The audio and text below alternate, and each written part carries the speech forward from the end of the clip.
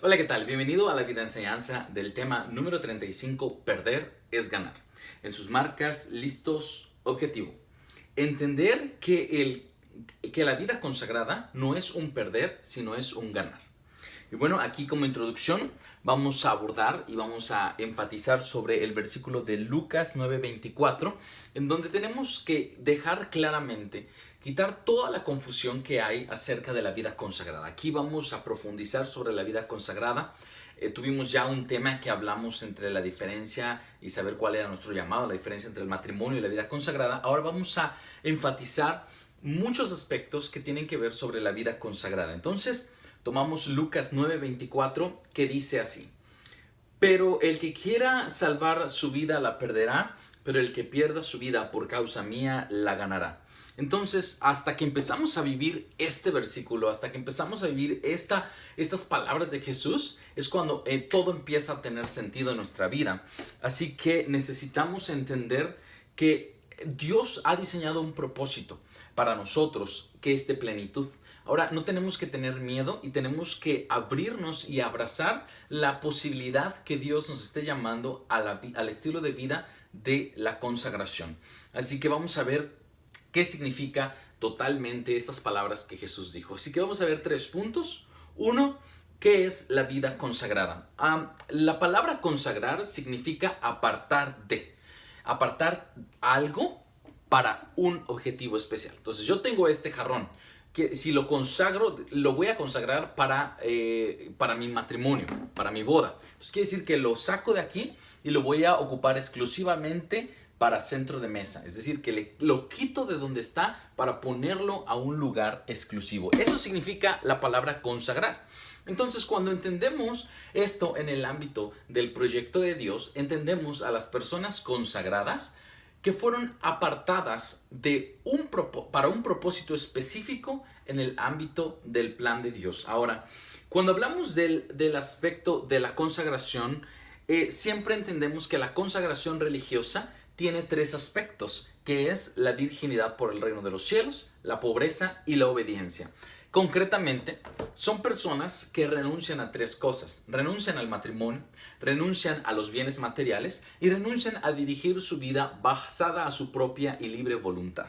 Entonces, entendiendo esto, entendemos que esta es una decisión voluntaria, no es una imposición, no es que no tiene nada que hacer, no es que se le fue el tren, sino que voluntariamente tomó la decisión de decir lo que dijo Jesús, de hacer lo que dijo Jesús. Quien pierde su vida por causa mía la va a encontrar. Es decir, que decide dejar a un lado atrás su vida para entregársela al servicio a Jesús. Esto que humanamente parece, ya vas a echar a perder tu vida, se te van a ir tus mejores años, etcétera, etcétera. Eso realmente hace que cuando toma esta decisión, encuentra la plenitud de su vida y entonces lo ves que se autorrealiza esta persona.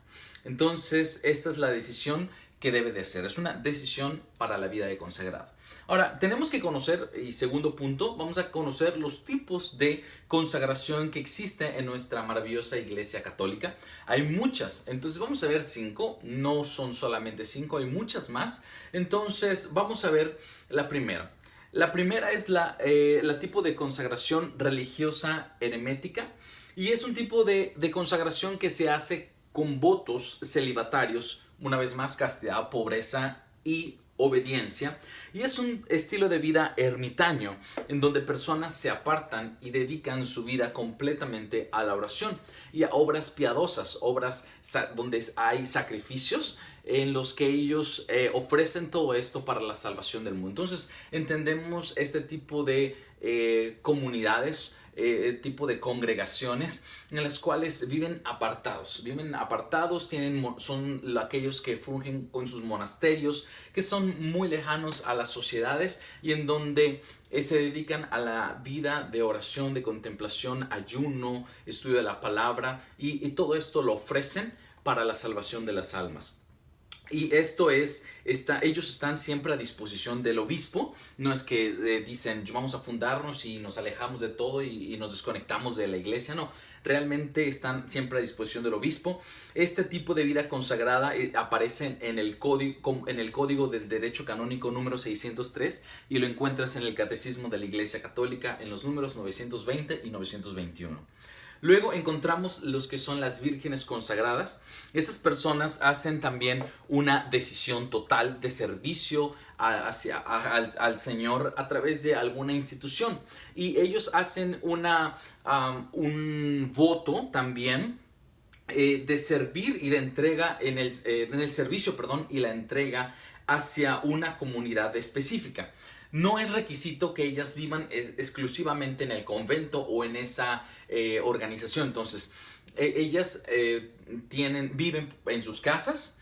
Hay también algún término que se llama consagradas del mundo. Entonces, viven en sus casas. Ahí cocinan, hacen todo lo que hacen, pero están a disposición de la congregación, están a disposición de ahí.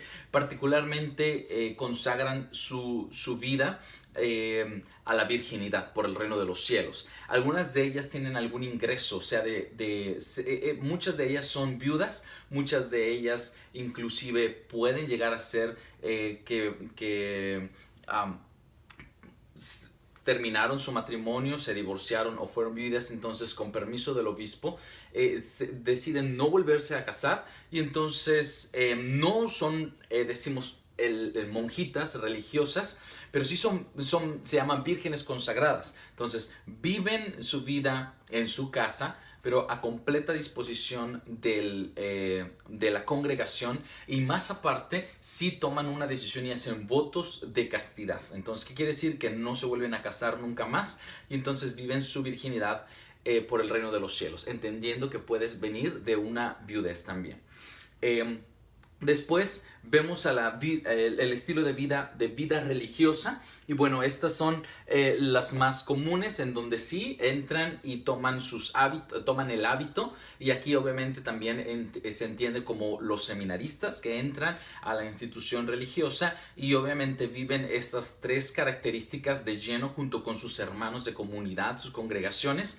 Y ya sabemos que las hermanas religiosas, ellas se dedican totalmente a la vida de oración, a la vida de servicio, a alguna parroquia, o fungen con sus propias leyes de acuerdo a su fundadora, a su congregación, pero al final de cuentas están siempre a disposición también de la iglesia, del obispo, y viven bajo estas tres líneas: la renuncia al matrimonio, la renuncia a los bienes y la docilidad. De igual manera, hay muchas congregaciones que tienen instituciones en varias partes del mundo, entonces van rotándolas de un lado a otro lado, entonces ellas están a total disposición de sus superiores.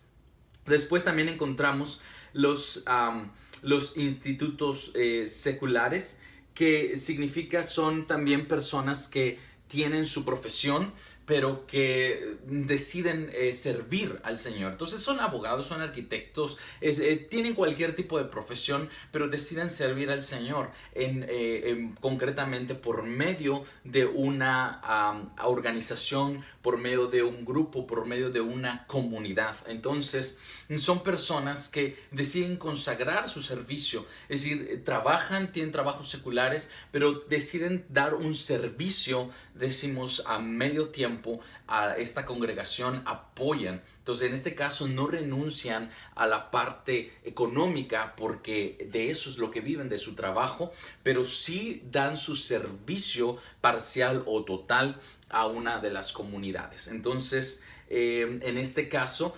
libremente puede decidir ponerse a docilidad completa, o decimos simplemente dar un servicio parcial. Hay ocasiones en las que en este estilo de vida, conforme va pasando el tiempo, Dios va dirigiendo a esas personas, y ha pasado que después de unos años terminan renunciando al trabajo y terminan siendo insertadas a tiempo completo sirviendo en la evangelización. O también puede ser que combinan el ministerio de evangelización con su vida en su trabajo secular. Y por último también tenemos las sociedades apostólicas, que ellas forman parte de las diversas formas de consagración en la Iglesia Católica y tienen también estas características, también sirven como apoyo siempre para la iglesia, como una extensión de brazo de la Iglesia Católica. Una de estas es nuestra comunidad, es una asociación privada de fieles y nosotros tenemos un estilo de vida, tenemos un régimen nosotros y estamos aprobados también por nuestra iglesia y tenemos diferentes normas en nosotros, y aquí hay se vive en dos atmósferas en la vida consagrada, como lo estamos hablando, personas que renuncian al matrimonio, al trabajo y a la voluntad propia, y también personas que apoyan demasiado a esta comunidad en su vida laical. Entonces, pero también tienen una serie de compromisos, no en el aspecto de renuncia al matrimonio ni a los bienes, pero sí de obediencia y otros 5 aspectos de compromiso concreto en la comunidad. Entonces, vemos que en la Iglesia Católica hay una gran rama de asociaciones, de organizaciones, de comunidades, de grupos que ofrecen la oportunidad de poder consagrarte al Señor. Entonces, tenemos que estar abiertos y dejarnos guiar por el Señor. Ahora, último punto, tenemos que hablar de una gran mentira. Entonces, es cierto que el enemigo nos quiere robar la paz, nos quiere poner mentira de que será un desperdicio, de que es aburrido, de que no tiene sentido, de que nos estamos volviendo nos estamos enfocando mucho, nos estamos volviendo muy exagerados, muy fanáticos, pero eso es una gran mentira. Recuerda algo, en Juan 10:10 dice que el diablo viene a robar, a matar y a destruir. Entonces viene a robarnos el propósito de Dios en la consagración a través de sus mentiras, a dejarnos deslumbrar por las riquezas del mundo, por las falsas riquezas del mundo. Pero quiero decirte que Dios, si te escoge para que tengas un estilo de vida de consagración en estos 3 aspectos, en la virginidad por el reino de los cielos, en la renuncia a tus bienes y sobre todo en la docilidad, en la obediencia, quiero decirte que si este es tu llamado, tú lo buscas y le dices y le respondes al Señor en tu llamado, encontrarás la felicidad. Tristemente conozco personas que es muy claro que tienen el llamado, pero decidieron renunciar a ese llamado que Dios les había dado.